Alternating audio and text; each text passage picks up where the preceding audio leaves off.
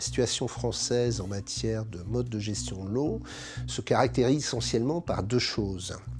D'une part, par la présence de grandes entreprises qui sont devenues les leaders mondiaux de l'eau, qui ont une très très longue histoire, qui s'appellent Veolia, Suez, Sor, qui sont nées au 19e siècle et donc qui exercent une emprise extrêmement forte en France. Mais ça veut dire quoi, citoyen? Nous sommes dans un service d'eau. Ça veut dire qu'entre citoyens... Vous avez demandé des comptes au syndicat des pompes funèbres? Nous allons donc pouvoir enfin découvrir où sont passés les 40 millions de sous-facturation.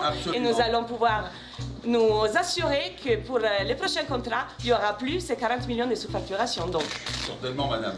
Il faudrait que le comité décide. Oui. Négocier, construire un rapport de force avec Veolia, ça tétanise un certain nombre de ceux qui pourtant ne sont pas dans le pacte passé au sommet. Le principal reproche, c'est que en s'accaparant l'eau et en s'en occupant à notre place, ils nous en débarrassent, quoi. Ils nous enlèvent notre citoyenneté de l'eau.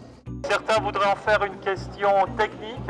Non, c'est pas une question technique, c'est une question très politique. Et je trouve vraiment très impressionnant et très encourageant cette dynamique citoyenne et politique qui se manifeste ce soir.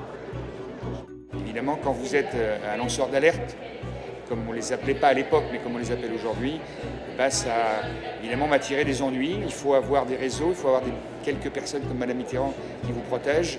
Souvent on me dit mais vous travaillez contre la France parce que les grandes multinationales de l'eau sont françaises et vous empêchez les marchés. Non, je n'ai rien contre elles. Ce sont des entreprises et qu'elles restent des prestataires de services. C'est-à-dire elles rendent le service. Elles sont payées pour leur service, mais elles ne gèrent pas l'eau. Or actuellement c'est elles qui décident.